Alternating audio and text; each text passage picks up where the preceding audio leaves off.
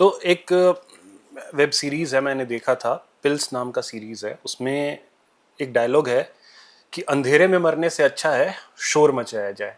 तो क्या आईयुवा इस चीज़ के लिए तैयार है कि डिलिमिटेशन के लिए शोर मचाया जाएगा और आवाज़ वहाँ तक पहुँचाई जाएगी जहाँ तक पहुँचनी चाहिए? देखिए अभिषेक जी, हमारे पिताजी एक बात कहते हैं कि अगर कोई बात आपको लगती है, आपको समझ आ जाती है या आपको लगता है कि कुछ चीज गलत है, तो वो सबसे पहले व्यक्ति आप होने चाहिए कि जो उसके खिलाफ या उसको बेहतर बनाने के प्रयास में आगे बढ़े। क्योंकि अब आपको समझ में आई तो आप दूसरे को क्यों समझाते हैं, आप खुद करिए। तो मेरा मानना यह है कि अगर मुझे लगता है कि डिलिमिटेशन देश के लिए एक अभिशाप है, तो मेरा ये मानना है कि सबसे पहले उसमें अगर आवाज उठेगी, सबसे पहले कोई बात होगी तो मेरी होनी चाहिए। और जिसके लिए मैं प्रयास कर रहा हूं उसके लिए अभिषेक जी प्रयास करें या न करें, वो उनकी जिम्मेदारी है। लेकिन एक राष्ट्र के नाते, एक व्यक्ति के नाते, और जो मेरा राष्ट्र का कर्तव्य है, अगर मुझे ऐसा लगता है तो उसके लिए, जैसे एक लाइन किसी ने कहा है कि अंधकार को क्यों धिक्कारें, अच्छा है एक दीप जला लें। तो वो प्रयास अगर हम करें या आप करें तो ये शुरुआत होती है। वो कहां तक जाती है वो एक अलग विषय है। लेकिन हमारा ये मानना है कि अगर गलत है तो गलत के खिलाफ बोलना चाहिए, अगर सही है तो सही के साथ खड़ा होना चाहिए। यही सबसे बड़े एक नागरिक होने का कर्तव्य है। राष्ट्रभक्ति राष्ट्र के प्रति यही होती है, हर नागरिक का यही कर्तव्य होता है कि आप सही के साथ खड़े रहिए, गलत का आप विरोध करिए, चाहे वो व्यक्ति कोई भी हो। यही लोकतंत्र है। अगर इस बात को हम आगे नहीं बढ़ाते हैं तो हम लोकतंत्र के अस्तित्व को नहीं जानते हैं, हम लोकतंत्र को नहीं समझते हैं। क्योंकि लोकतंत्र में लोगों की ही भावनाएं ज्यादा महत्वपूर्ण होती है। उसमें हर व्यक्ति को माना जाता है कि आप लोगों के लिए चुने गए हैं, लोगों की सेवा करने के लिए।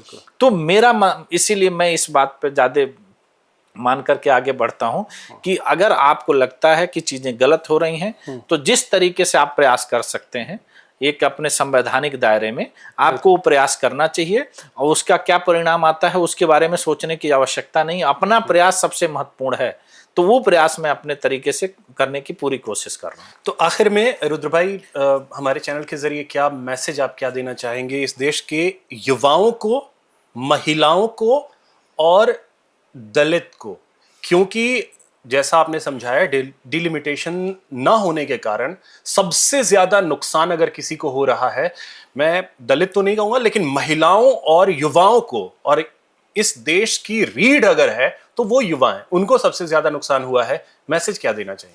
देखिए अभिषेक जी, मेरा ये मानना है कि 50 साल जो बीत गए हैं उसको तो हम नहीं बदल सकते हैं, लेकिन अगर हम वर्तमान में भी इस चीज को लेकर के सचेत हो जाते हैं और हम देश के विकास के लिए, देश के भविष्य के लिए अगर हम इस चीज को समझ के सोच के आगे बढ़ाते हैं कि डिलिमिटेशन लागू हो जाए, जिससे हर व्यक्ति को, हर एक, चाहे युवा हो, महिला हो, दलित हो या कोई भी व्यक्ति हो, उसको एक समान अवसर मिलना चाहिए। और मेरा ये मानना है कि अगर समान अवसर मिलेगा तो देश का विकास होगा। और मैं आपके चैनल के माध्यम से अभिषेक जी एक बात कहकर जाना चाहता हूं कि अगर डिलिमिटेशन इस देश में 26 में लागू हो जाता है, आप आने वाले 25 सालों की जो हम बात कर रहे हैं कि 2047 में देश विकसित होगा, उससे 5 साल पहले हम अपने देश को विकसित कर लेंगे। क्योंकि हमारे देश के युवाओं में, महिलाओं में या हमारे देश के लोगों के अंदर वो क्षमता है।